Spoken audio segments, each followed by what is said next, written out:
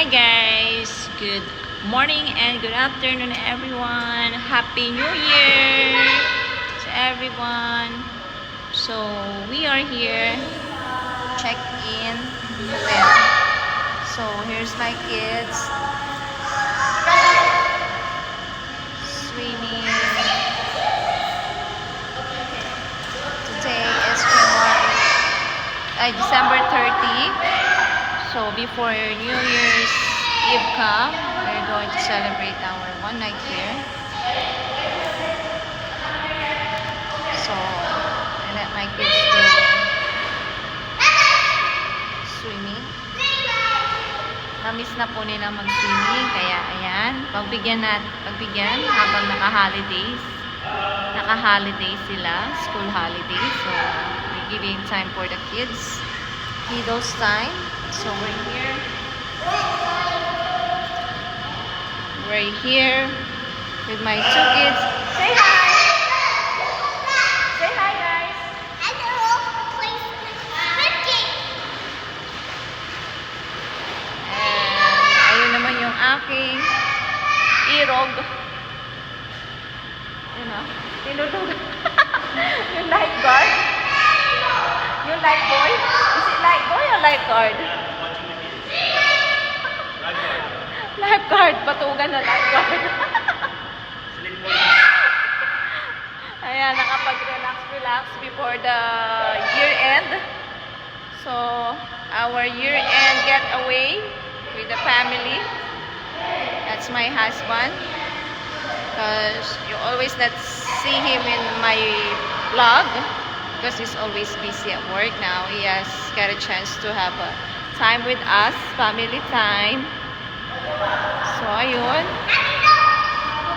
My two kids. They're playing in the water. Ayan, guys. Come on, swim. Swim, ate.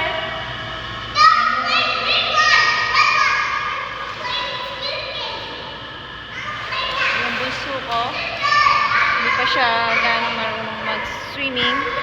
So, she really need a swimming lesson. Maybe on summer. So, right now, solo namin ang pool, which is good.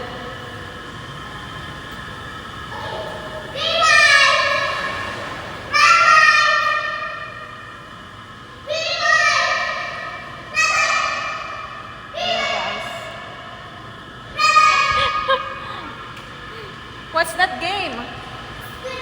Oh, Squid Game. Okay. So, ito guys. Dito ako sa Lutusi! Oh no! It's so hot! So, dito guys. Mainit. Mainit dito. Sarap. Oh no.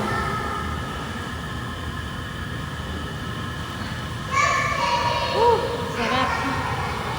Yan guys. Minsan kailangan din natin mag-relax. Hindi yung puro work na lang. So we need time. Spend time with the family. That's the very important. Gaano ka busy. So kailangan natin. Ayan.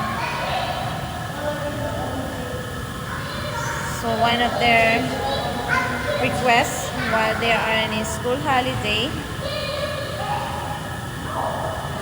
Kasi pag nasa school sila, house school lang. Then, pag may time si dad, every weekend we're going out. So this time, si dad may time. So, nakalabas kami na buo.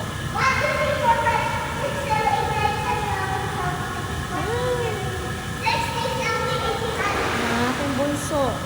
She's playing with her big sister. I have only two kids, both girls. One is turning 13 and one is 7 years old. Mahirap. Masarap sana ang big family. Kaso, I'm a C-section. So, napakahirap. Mag-isa ka lang, papalaki. Mag-isa ka during pregnancy. Mag-isa ka when they pag pinanganak mo sila, magpapalaki. Hirap. Sobra po. Hirap. Ang hirap ng mag-isa dito sa ibang bansa. At least, I'm very grateful and thankful na napalaki ko sila by my own. Alam mo yung nangangapa ka na lalo na sa panganay ko, I don't know everything. Good thing that when I was teenager, nakita ko kung paano yung pag-aalaga ng mama ko sa amin at yung mga pinsan ko, how they took care of their babies. So kahit pa paano, meron naman akong natutunan. So, na-apply ko nung magka-pamilya na ako, magka-anak na ako. So, ayan guys.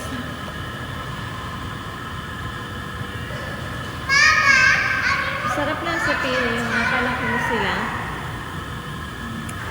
Lagi ko lang, na mas healthy sila. Ayan. That's very important. Malaking bagay na yung healthy, hindi sila nagkakasakit.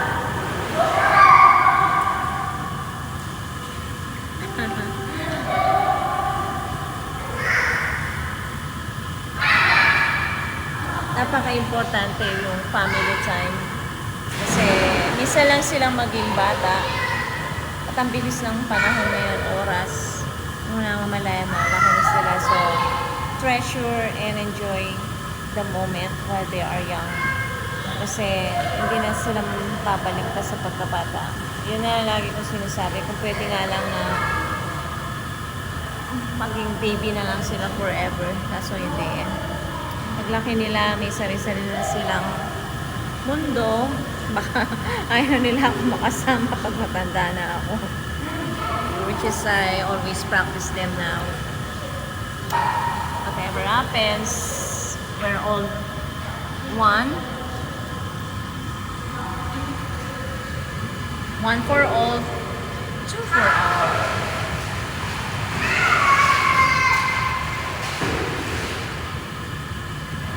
Ayan guys. So guys, I hope you spend your new year with joyful, healthy, happy. Lahat ng mga problema, iwan nyo. Move on lang. Be happy. Pray. Lagi lang tayong pray to God. At lagi naman nandyan si Papa Jesus to hear us. Basta huwag tayo nakakalit magpasalamat. Lahat ng mga blessings na receive natin. Small, bigger. Be grateful lang and be contented. Kasi the more na hindi tayo nakukontento sa buhay, the more na maghahangad tayo ng mas marami pa. So, ako, this year, natutunan ko na maging kontento ka kung ano meron ka. Kasi, malaking struggle sa isip mo at stress pa pag yung